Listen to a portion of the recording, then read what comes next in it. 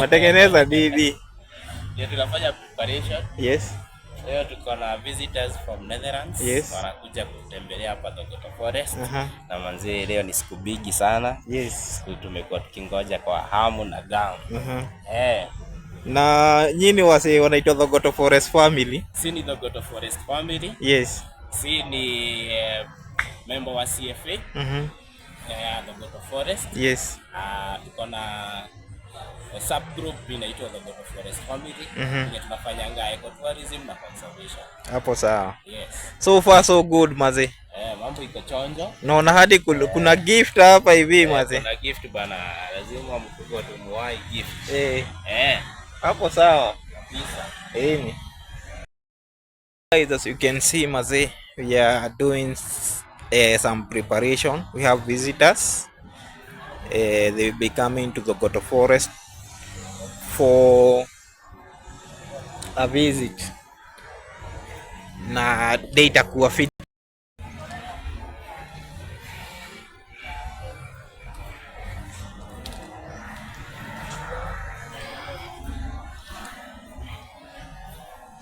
Cheki setup imefanywa.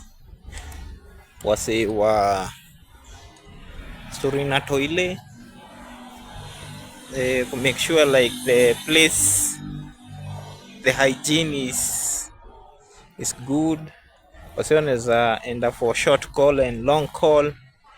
Wase wanaweza jisaidia. Pia kuna place ya wase kunawa. This is the toilets for gentlemen. And this is how they look inside.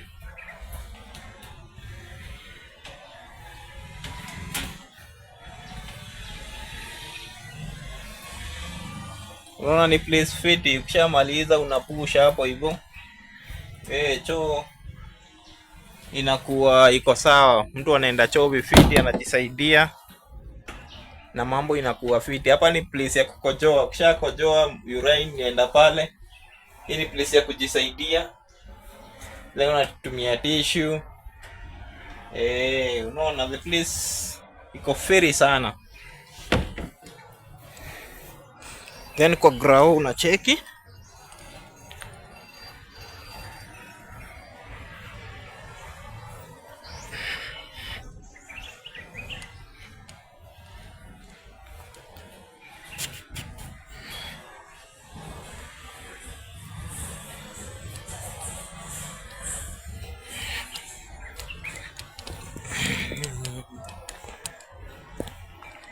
So hapa ndo tutakuwa tunafanya shughuli, chapa shughuli.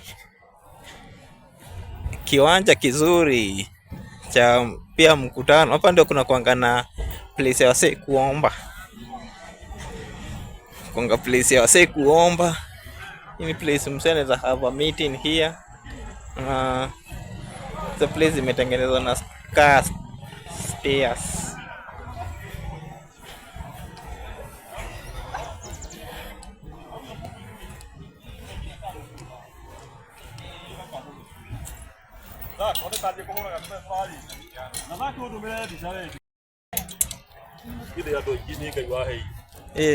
Na we mundu wa bata muno. Ya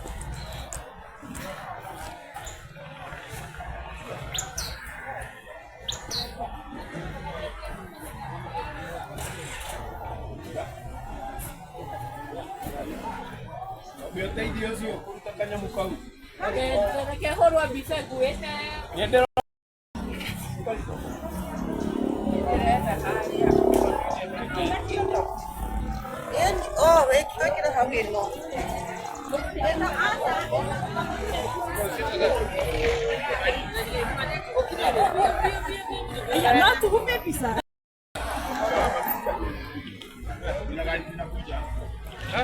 hata tunaenda pana alafu turudi tena. Ukifungiwa shauri yako.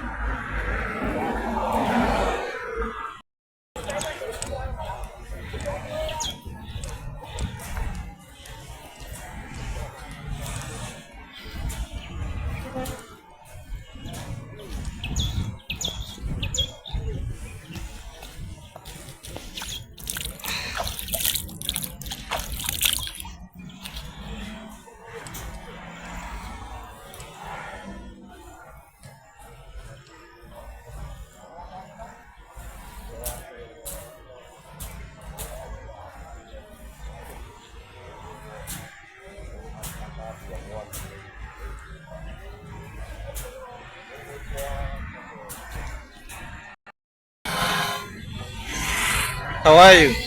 You're good? Yes. Tell us your name, where you're from, and why you are here.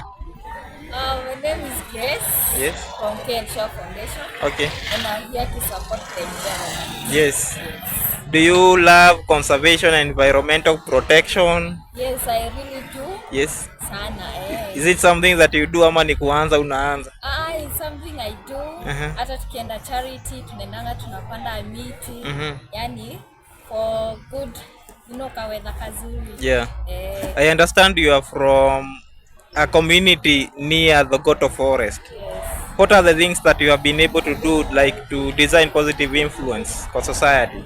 Okay, there is some station whereby we have set aside where people can bring their garbage alafu zinachukuliwa at once. Okay. Yes. And your friend here?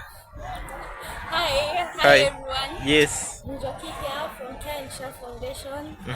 Excited to be here. I can't wait for the day. Yeah. How it's going to unfold. Okay. We are here to preach the good news about conserving the environment and the impacts of planting more trees here in Kenya so that we can prevent drought and unnecessary weather conditions. That's good. Yes. Can you tell us some of the activities zenye zi happen kwa forest apart from conservation, planting the trees, etc.?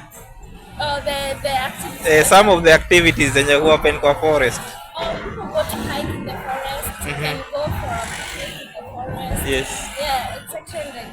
I feel like the forest is somewhere so peaceful, quiet. You go and see the tiny animals, you go to interact with nature. And I think it is important that we conserve the environment. Mnaweza tuambia mkiwa wawili some of the challenges that the community around the forest wanapitia? Okay, most of the time, there is some people who come to cut down the trees. Yes. And it's not right. They don't have that permission to cut. Then wanakuja wanahonga watu wanakata miti without authorization from the above. And you? I feel like people are destroying the forest by we are seeing so much fire. Like you hear that there's a forest that is burning so that the people in charge can take over the land and things and they are whatever they want to do here. So this is a message to you out there. Come, let's learn more about the forest conservation and the environment. Yes. Can you name some of the things that you have benefited from the Goto Forest? Either firewood, water, hiking, adventures, maybe camping. Nasikianga hadi kuna kuanga na prayer center na wasio na kuja for baptism purposes. So nyinyi on a personal level ni benefits gani mmepata from the forest? From the forest. Hike ilikuwa picnic. It was a small walk and I enjoyed we took a lot of photos. Yes. Yes, plus the weather. Like for example, here there is usually no drought. Yeah. Like when it is raining, it is raining. When there is time for like a good weather, there is good weather. So like I feel like this forest has really impacted the lives of the Goto. Yeah. They are better. Yes. What about you? For me, I can say the hiking, the connecting with the nature. It's an amazing experience when you have your own worries, you don't know what to do. Ukienda kwa forest una feeling that excitement. Uh-huh. Una feeling that excitement. Uh-huh.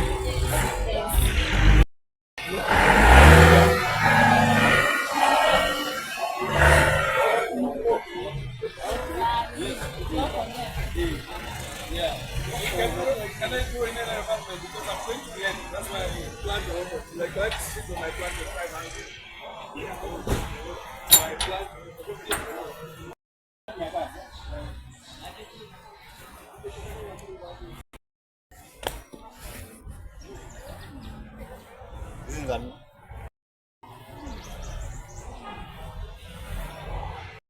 kutoka getu kia Mbagathi Rivers, and I'm the one of the member of CFN and grateful for windows and the one for cooking uji, sprout, vegetable, everything, tea. So I love the community because I'm the one that will take the seedling on the soil. So kwa hivyo karibuni. Asante sana. Unaweza tuambia how is your experience so far? You have been in the forest, umekuwa pale for many years. Tuambie It is for many years. From 1978. What? What? Before we were born? 2018 nilikuwa kwa jirani yetu. 2018 I was starting here. Okay. At the forest. Yeah. And I joined the community Forest Association. Forest Association. Yes. Yeah. Kazi imekuwa rahisi, imekuwa ngumu. Kwa sababu sisi kwingine tunaenda huko ku harvest nini trees and the load of the forest to make the clear. Yes. Because of the tractor when has come. Yeah. Edugaga. Jaria Gikuyu. Aria Gikuyu. Ngarugĩra yuthi aitũ. Rĩrĩa hĩndĩ ciothe mena ageni nĩtuoyaga tũsponsĩtwo nĩ MCDI na Violet. Nĩtũmatwaraga nginya kwa kũrĩa kwa nyamũ. Na hĩndĩ ĩyo tũgakorwo tũrugĩte mũno na ngoya airĩtu ta atatũ makandeithia nĩ ũndũ wa kũcamba. Koguo no cũrũ nginya cũrũ nĩtũmarugagĩra tũgakia na ũrĩa wa mũkio wakiagwo tene ti ũyũ wa gũkia. Koguo na nĩ magĩkenagia mũno. Ũmũthĩ ũraigua atĩa to kwĩna ageni marauma kũrĩa Rũraya? Ũraiga atĩa ka tũtaraigua wega mũno. Turakena mũno kwanja tũiguĩte nĩ Queen of Natharat na tũtirĩ twaigua Queen agĩũka kwanja Thogoto Forest tũgakĩona nĩ vĩva ya Ngai. Ngai atũvĩvĩte tondũ kũrarĩ na mĩtitũ mĩingĩ no Ngai aramarehire gũkũ gwitũ na nĩtũhoeire ũhoro ũcio tondũ nĩgũkĩtwo maita maingĩ makarora anene nginya kũrĩa ambassador a nakũu Natharat magoka gũkũ tukiuge nĩ vĩva ya Ngai twĩkĩtwo nĩ Mwathani tondũ ona gũkĩrĩ na mĩtitũ ĩngĩ mĩnene gũkĩrĩ ĩno itũ. Tumeshukuru sana. Sawa sawa. We have our madam here. I say you are so busy, you are coordinating some gentlemen here. I work with Rural Technology, energy saving people. Okay. Tunapenda hii kazi yetu. Ndio. Because one thing is because of us. Yeah. The whatever. It's a yeah. So when you use our jiko, you will not cut trees. Okay. You use just some pieces. So it saves a lot. Tena kitu ingine. You can tell us, you can come near it and tell us more about it. Maybe venye inaashwa. Sasa inaashwa. Unakuja hapa. You arrange your firewood. Yes. Nicely, there is that firewood to get here. Yes. So una arrange kuni zako vizuri. Then after arranging the firewood, fire grate, you arrange your kuni vizuri. Then after that, this is called fire grate. Okay. You put it here. You arrange your firewood on top of it. Okay. Then after that, that is when you come, you light your fire. Yeah. After lighting your fire, you make sure it is well. After that, you come and cross your windows. You come and cross your door and open this windows. Yeah. Because when you cross these windows, the fire will go. Yes. So you have to make sure the window is open. Yeah. So yes. Then after that, you start your cooking. And you have said it's an energy saving. So inatumia kuni mingi ama kidogo tu? Kiasi tu, some pieces. Okay. Na kuna hii ingine ambayo inatumia gas. Yeah. It is an energy saving jiko. Yes. But mtaona vile inatumia. Okay. Nao pia wana connect vile itatumia. I think Mr. Enos can tell you more. You can tell me more. He can tell you more about the gas one. Okay. Yes. But as we wait for him to tell us more, you can also tell us more about today, why you are here. Today I was invited by Violet. Yes. Violet has been a very good friend of ours. Yeah. All the time the visitors are coming, anatuita. Ndio. So tunakuja hapa, yes. Tunapika, ndio. Tunaonyesha vile jiko inatumia kuni kidogo. Ndio. In fact ni kumaanisha hatukati miti. Ndio. Unaona? Yeah. So tuko na furaha sana kukuwa na nini hapa. Okay. What else? Tell us, you with now conservation. Yeah. How do you partner with people who are in conservation and associate with them? Kama sisi unaona tuna deal with the forest na conservation. How is your organization dealing with with the organization? Yeah. Use this energy saving jikos. Yes. Because the more you use these jikos, the more you are saving trees. Yeah. Unaona? But the more you use the kawaida one, mnatumia a lot of kuni. Yeah. So you will end up cutting the whole of forest. And so we advise people to use our jikos. Okay. Kitu ingine usafi. Ndio. They are very clean. Yes. The food is very So does it produce a lot of smoke? No. They are smokeless. Okay. Yes. Ni sawa. Managing operations. Actually, at Rural Technology Enterprises, we deal with energy saving stores, as you can see. At the beginning, we have the energy saving one that uses firewood. Yes. That one, actually, when you change from using open fire, yes, now to the one that uses the energy saving one, you save like 78% of firewood consumption. So now, if you translate that into trees, like for every forest, you can, if you use the open fire, you 1%. So if you of the forest. Yes. So we partner with organizations that are usually into conservation, so that we can encourage all the users to adopt energy saving stoves. Yes. And we've gone a step further. We've also done one that can use gas. Yeah. So that we can go clean and do away completely with the consumption of firewood. Yeah. So that we go clean and use gas. Yes. And this one also saves. It's not like the open one, the open cooking by gas, because also the heat is confined within the the stove. Yeah. So it cooks faster and uses less gas.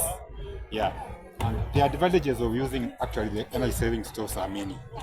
Even for the people who use the stove. Yeah. Because with open fire, it emits some gases that are poisonous, like carbon monoxide. And you find that when the cooks inhale, it affects their health. Actually, sometimes they complain of headache after cooking. But now, when you use this, you do away with that. So it also helps in the health of the people who use the stoves. Yeah. The cooks, yeah. I have a question. We are used seeing people cooking indoors. Yes. And now today we are seeing a setup outside. How convenient is it like cooking outside? Hatujazoea watu wakipikia ndani. Chakula kitaiva vizuri, hakuna kitu itawasumbua kama baridi, nini, the weather na nini. You see now this is open, so yes, because of the weather, it's possible. Yes. Because we are used to, if it's a kitchen now, you know, it's when it rains, you are okay. Yeah. So here, maybe the disadvantage will be now for if it rains. Yeah. But the cooking and everything is just okay. In fact, it's more advised you cook in an open environment. Yeah. So that any small gas that is produced, it goes into the environment. Yes. Because in a confined environment, the concentration of those small poisonous gases will be higher. So it will be bad for the health of the people who are using it. But in an open environment like this one, it disperses with the oxygen and the other gases around. So it's even more healthier to cook in an open environment. Okay. As long as we don't have the elements. Yeah. How much or what does it cost now to have this as a complete one? How much does it cost? This one is 100 liters. Yes. So this one will cost like 120,000. Okay. Plus VAT. Okay. The one that uses this one uses firewood, but the one that uses gas, it will cost like 150 plus VAT. Okay. Yeah. And when you are using the gas, how frequent do you use the gas? Now it in depends terms of the cost. It depends on the intensity of the cooking. Okay. Yeah. Okay. If you are high density, you definitely will use a lot of gas. But in terms of savings, this is better than the other open top gases. This is better. This is cheaper. In fact, schools are adopting this one right now. You can tell us now about durability. How is it durable? How long does it take for it now to be out of the kitchen? Let's say like that. Cook. It's very fast. Like boiling water. If it's like, let's say 200 liters, it will take like 30 minutes to boil 200 liters. Yes. And you are cooking kideri.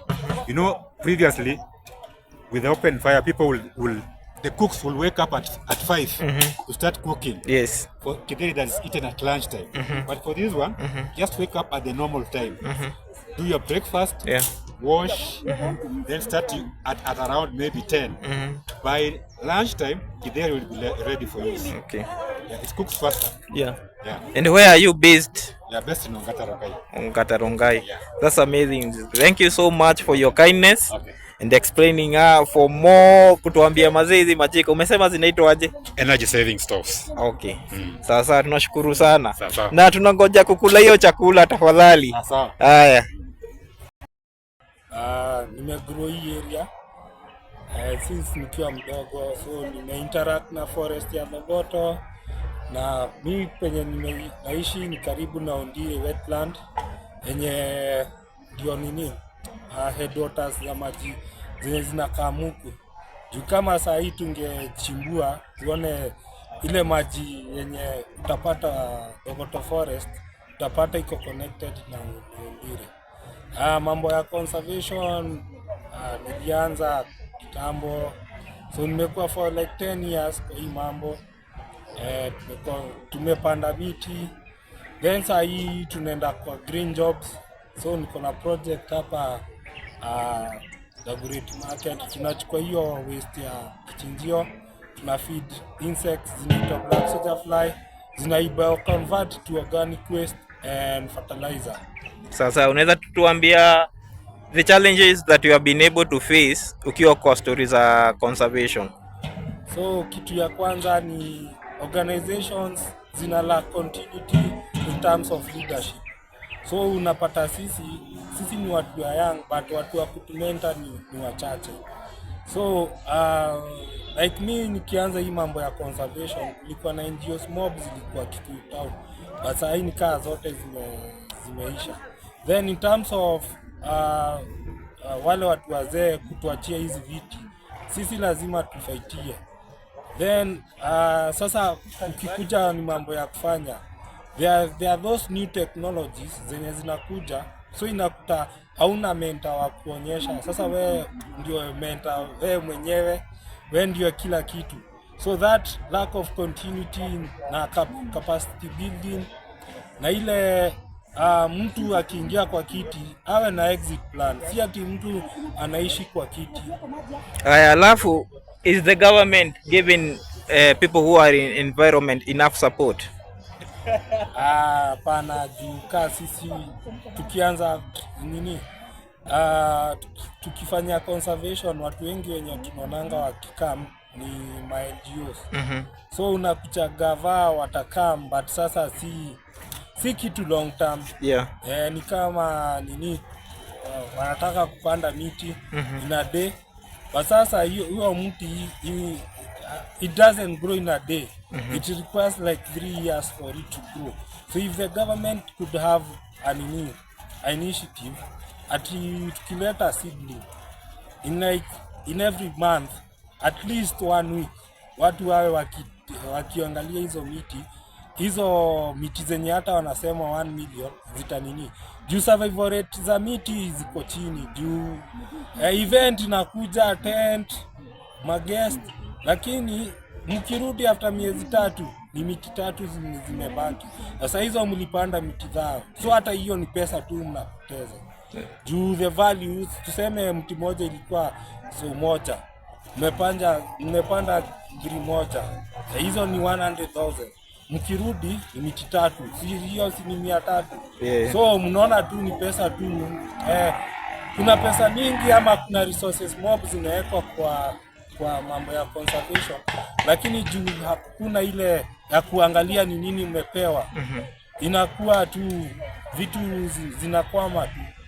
Nimesikia ukisema about my youth wapatiwe opportunity. Swali ni are the youth embracing this story na green job na environment, because tunajuanga kuna kuanga na challenges mingi, like unapata doa ikam kwa urahisi na donors na grants huwezi pata kwa urahisi na hakuna enough support. So na unajua stories za conservation sana sana ni it's all about volunteering, ni kujitolea. Are the youth really taking these opportunities? Are they ready maze, like kutamak hadi kufanya kitu for free maze? So kuna green job moja controversial. Hii ni ya nini, unaona zile chuma kuku, ukienda kwa mtaani utazipata. Hizo vitu ziko na do. But sasa wameharibu hiyo. Kitu ya kwanza ilikuanga kuhusu kama wewe uko na chuma yenye imezeeka, ama kama uko na plastics, wewe unazipeleka place zinakuwa recycled. Basa hii zenye zilikuwa nikaa nikuisha zinaisha. So kenye mayouth wanafanya, kuna zile recycling whatever ziko na do. One example ni chuma.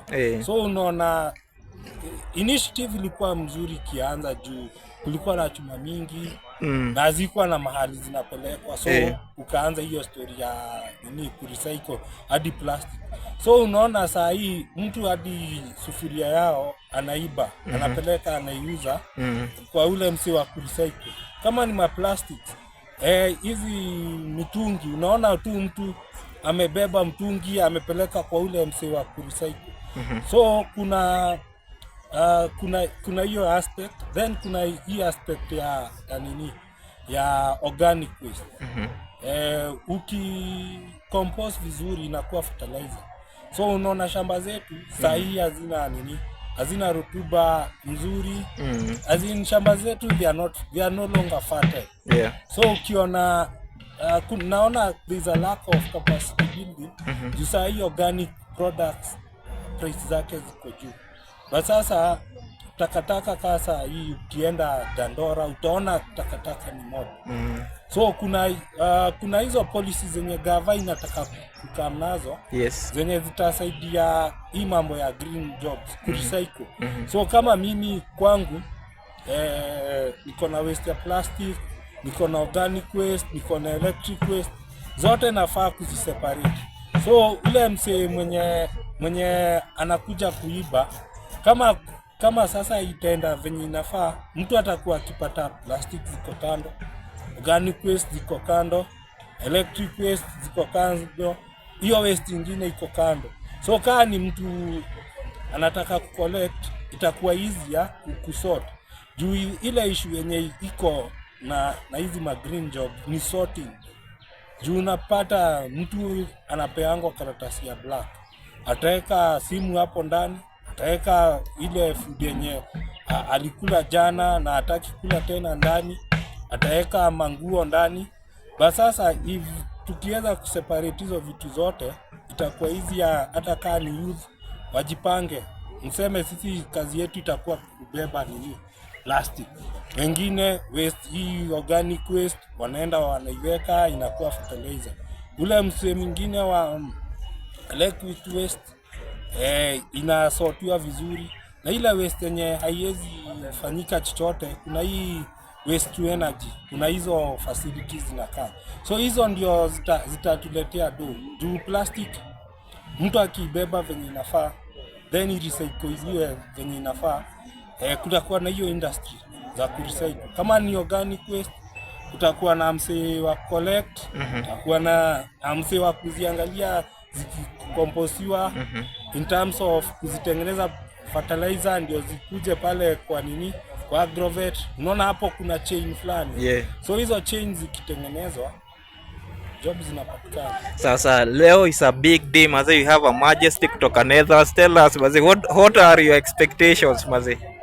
So kitu ya kwanza Netherlands wako na nini, in terms of agriculture yao iko juu. Yes. Nakaa venye nimesema, waste yenye tuko nayo organic ndio fertilizer. Yeah. So watu kama hao wakikaa kwa ground watatuonyesha new technologies, ama kama kuna kitu yenye tuko nayo wanaweza kusaidia to scale up. Then kitu ingine zamani ulikuwa tu unasikia kuna donors wenye wametoka nchi za nje. So yeye akikaa huku ni one way ya kujaribu ku make sure ati kuna ile visibility yetu na partnership zenye zinaweza saidia to solve zile issues zenye tuko nazo. Sasa message yenye unaweza kuwa nao kwa mavijana maze, especially around Kikuyu, Thogoto, message ni gani unaweza wapatia? Kitu ya kwanza ni kuwa member.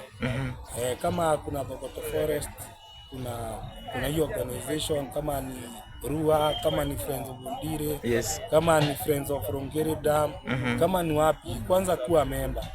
Then after kuwa member, attend hizi my event. After kuwa attend hizi my event, kuna TikTok, kuna social media, wejifeed na information ya venye utatunza mazingira. Ndivyo sasa usikakuwe tu unaangalia vitu zingine zenye hazikusaidie. But kuna hizi content ya nini, a conservation, we consume. Then utamake difference. Hapo sawa maze. Thank you for your time, thank you for your kindness. Nashukuru sana.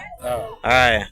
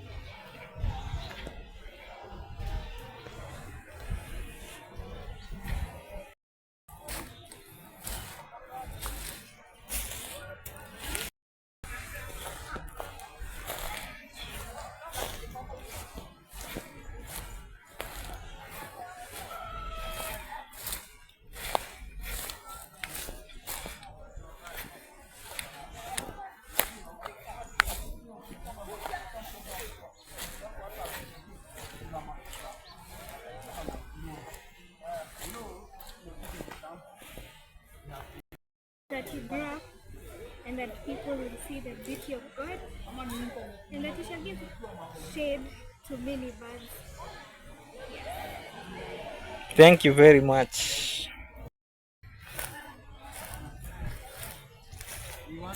Buda, ni aje? Uko fiti? Ni mara yako ya kwanza kupanda mti ama? Mti kaa. Mara ya ngapi? Nimepanda miti kaa most. Lizia umepanda miti ngapi?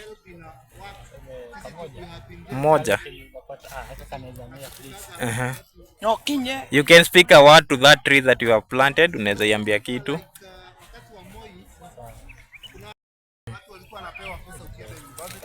Yeah. Itumike kwa vizazi vijazo. Unaona venye tumepata shade hata sisi. There's someone who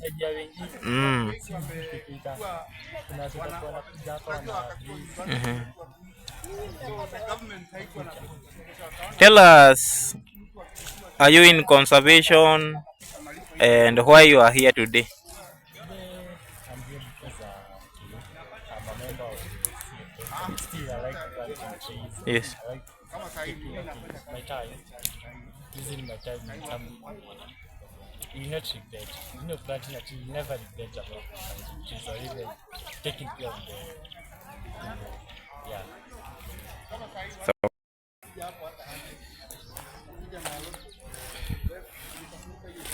niaje? Kofiti? Unaona unapanda mti? Napanda mti. Ehe. Kwa nini wapanda mti kaka? Inasaidia sana. Baada ya miti mingi. Yes. Utakuwa na kiangazi. Naona counties zenye zinanga miti. Waga na kiangazi sana, hakuna mvua. Kwa kuna tumiti kadhaa. Sasa kunanyesha. Au tukiongezea zingine kwa na mvua mingi. Hapo sawa. Unafanya kazi fiti sana.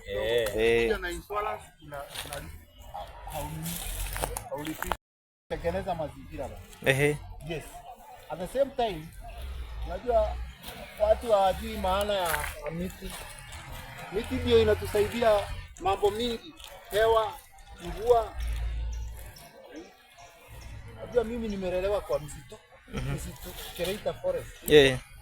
Ndani ama kando? Kando lakini just adjacent. Okay. Sasa tumejua sasa maana ya msitu. We have been there for many years. Mimi nilikuwa primary like how many years ago? Kama 40 years ago. Ni nini wanga ina happen kwa miti ama msitu? Wewe ukiona unakasirikanga sana. Ni watu kuharibu miti. Na huyo mtu anaharibu miti hata hajui maana, hata hawezi hana time hata ya kupanda hiyo miti. You see? So actually when you bring people together it's a good awareness that mazingira lazima tuyatunze. Ndio nayo yatutunze. Huu mwaka umepanda miti ngapi? This is my first time kupanda miti, lakini nimepanda a lot of fruits like avocados kwa nyumbani kwa shamba. Okay. But this initiative nimekuja kurepresent bibi yangu, hageweza kukuja kwa ene mahali. Akaniambia wewe enda upande miti sababu lazima tupande miti. Hapo sawa. So that is good. Ukifika home msalimie sana pia. Umwambie anafanya kazi mzuri. She's doing, unaona hasahau miti inapandwa. Yes. Sawa sawa. Buda na unaokota makaratasi. Why the need of collecting the polythene papers? Tunasema clean environment. This is part of our mess. Yeah. It's part of our mess, so we have to clean up our mess. Yeah. You should live here like better than you found it. Juu tukiacha hii itakuwa harmful. Okay. Hapo sawa. I can never tell you anything. So it's your choice. So either you come or not, it's your choice. But if you understand the importance, so. Any positive message? Positivity. We need to go back the way our ancestors used to cherish nature. You know, we've forgotten how the importance of nature. And I believe that if we look back in time and learn from those who came before us, we can learn a lot. Because nature is a food, medicine, clean air. At the moment, it's a fucked up world. That's everywhere. So the positivity, that's of nature. And everything comes from nature. So we have to give it back in one way or another.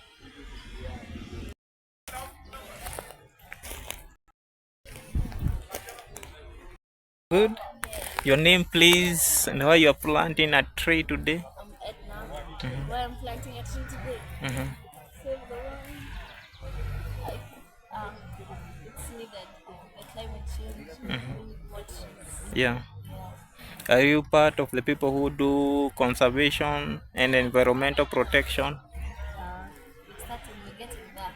You're getting there? Yeah, it's an organization still. Okay. It's a new one. Not really. Okay, what do you do? We plant trees, we clean up a little bit. We're working on some project in River. So, yeah. How does it feel like today you are here and Your Majesty will be amongst the visitors who will be in our association? It's super exciting, and also it's motivating to know that you have greater people who have really done what you're doing. So step at a time, you get there. Any positive message? If I do it alone, I cannot save the world. So let's work together, do what you can, and let's save the world. Okay, thank you so much. Okay, so I'm Daniel Lerod, chairperson for SIAC Testimonial Environmental Awareness Club. So today here we are glad to come here to mark a tree planting session in the King of Netherlands. And also it is a good opportunity for us environmentalists, taking good care of the environment, and also ensuring that the future generation are safe, or rather safer, in the midst of these climate change issues. So yeah, we are glad we are at least making an impact on the environment. Thank you. Some of the challenges that you are facing as an organization? Oh yeah, so there are so many challenges we are facing right now. We are facing a lot of pollutions in our rivers, and there is a little we are doing out there, in terms of ecosystem restoration, and so many things. There are so many things going around, like deforestation in our forest. So our forest cover has reduced by a significant percentage. So we are trying to restore, or rather to put effort that will ensure that we are taking those. We are improving those numbers. Yeah, thank you. As a sister, you can tell us something. My name is Chantal Kobi, I'm the Environmental Awareness Club, and our team today has come to commemorate the King's visit as well as participate in the tree planting activity that we are currently doing. And what I can say is that this is such a fulfilling thing to do. One of the ways of, because we always talk about getting in touch with nature, connecting with nature, and one of the best ways to do that is to plant trees, which is what we're doing today. And it is such an important activity. A challenge I personally see in focus. I mentioned two things. The first one is awareness.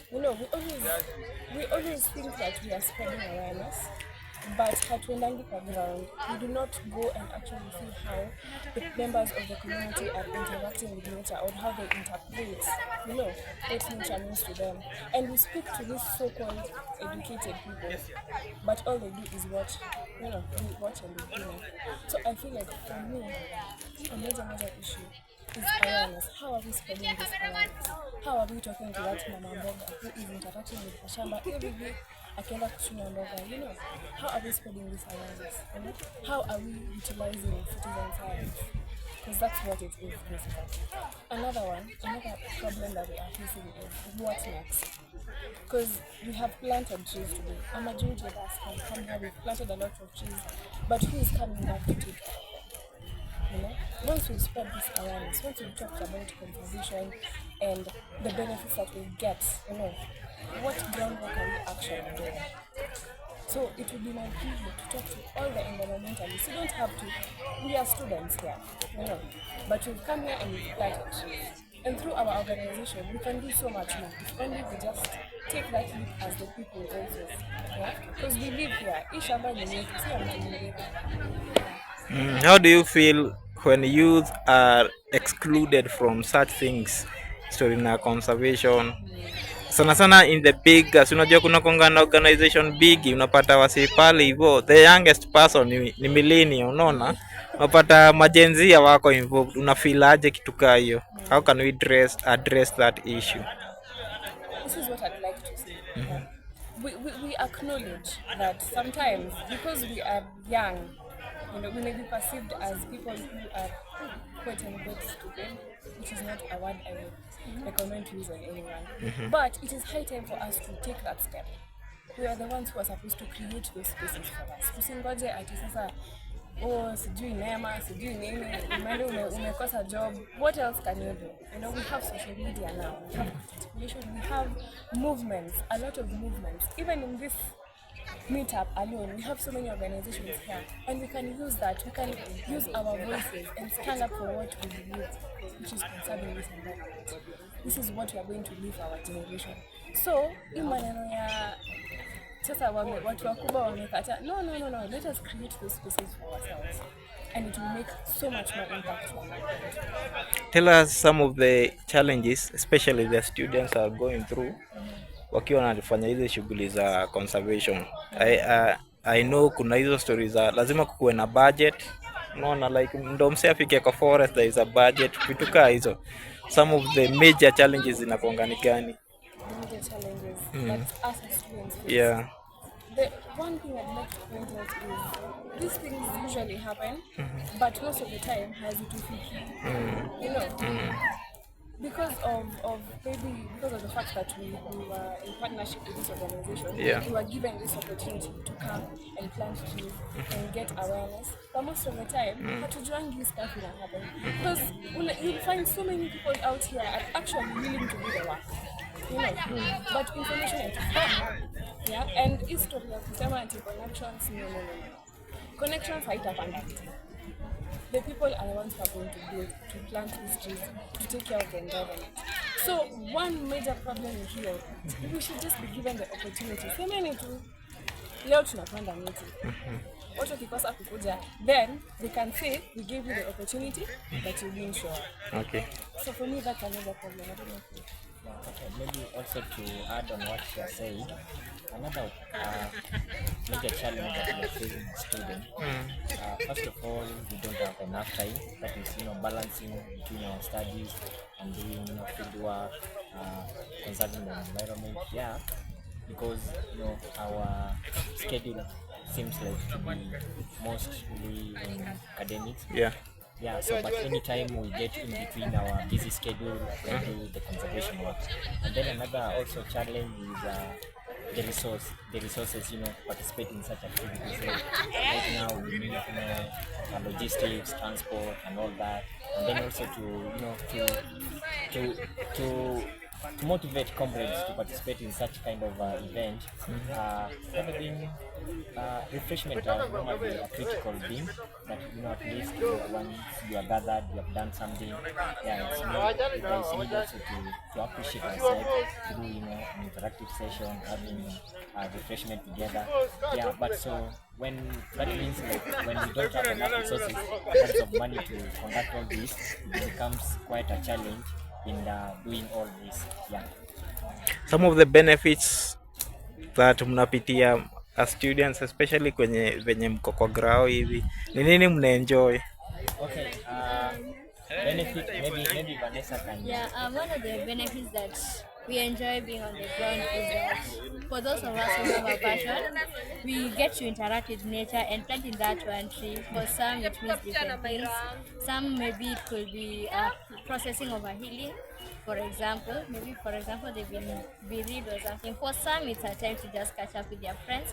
For some, it's also a moment of getting to network, and for some, it's just a time for them to just think about life and try to make critical decisions that they couldn't make alongside their busy schedule. So it's more of just an interactive session, and for some amazing weather, which again increases the vibe. Another critical question. Yes. You have done tree planting activity today. Yes. When will the tree now see you again? As we say that it's okay to plant the trees. Yeah, most people they do it as a result of numbers, but one thing that as an environmentalist I believe that it's not about the numbers, but it's about seeing it mature till the end. So I believe for those of us who live around maybe, or if some of us get an opportunity to be along these routes, or maybe get to recreate, they can just come pass by and take charge. Like for me, I believe that since sometimes I pass through this route when going to my upcountry, so I think I can just take time off and come. Just to add on what she has said, Yeah. I think one, we are environmental students, so we normally say we don't plant trees actually, we are growing trees. So basically, as you have seen, a large portion of this section, it has been, grown by our students, specifically the environmental student of University of Nairobi. So what we will request from the Goto Forestry, we will adopt this section, this part of forest, specifically to be for your end. Yeah.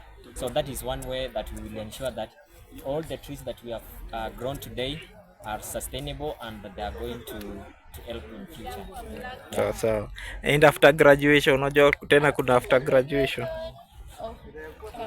Just to, I think this will also touch on the question you've asked. Yeah.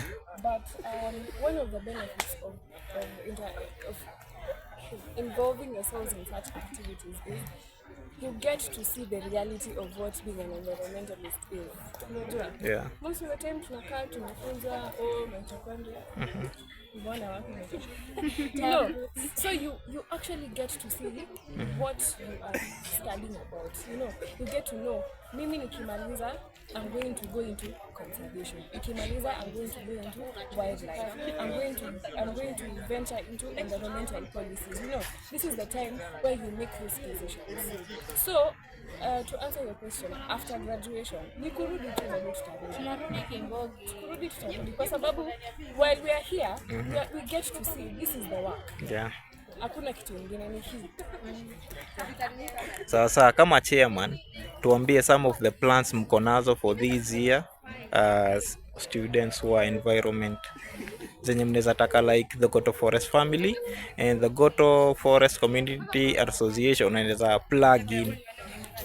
Okay, first of all, we will make our formal request just to work on the thing that I've mentioned right now, that is adopting this section, because it belongs to the Goto. We will adopt this section and it will be for your end. So that will mean that once in a while we will be having a site visit to ensure that whatever trees that we grew here are growing well. And then the second thing also, we want to involve the Goto in our activity. That is, we have a tree nursery, specifically at Chiromo. So we want to ensure that the kind of tree species that are there, or rather that the Goto might have and we don't have, we can also maybe get some seedlings from you so that we can have them in our tree nursery. Yeah, and yes, working closely with the Goto Forest Service. I understand we nowadays have green jobs. Si mnazijua? Unaweza mention some of the green jobs zenye ziko? Some of the green jobs available include one, they're taking care of the trees planted by the various quarters. Yeah. That can be an added revenue because maybe someone is not available, or the particular groups, they might not be available, but they can be able to be job creators in maneuvering and taking care of the trees. Another way is through the treating and collection of waste matter and the recycling part of it. That's another opportunity that people should take advantage of. And then there's also the organic farming. And we also have the wildlife conservation, which is also a part of the environment, because environment is not limited to tree planting alone. There's a lot to wildlife than what meets the eye. So again, you can get jobs through wildlife conservation, tours and travel, that's the tourism, by be able to, and that can also give you an opportunity to advocate for species that are getting extinct. Another part of the green jobs spaces that you can be able to get is as well as the recycling of the waste matter. That is, yeah, we have seen that there is the sewage, but do you know what? There is farming that can thrive through the using of the organic waste by developing of the compost manures, because those foods are highly nutritious than basic fertilizer. Yes, those are just but some examples. I think she has on conservation, but forest KFS specifically focus on forests, while KWS specifically focus on wildlife. Wildlife can include forests. Maybe just to add on what she has said, okay, whereas Kenya Forest Service is actually, ensuring that we restore the forest cover that we might have lost through deforestation and all that. Kenya Wildlife Service, its mandate is, protecting our wildlife, to ensure that we have wildlife even to the next generations.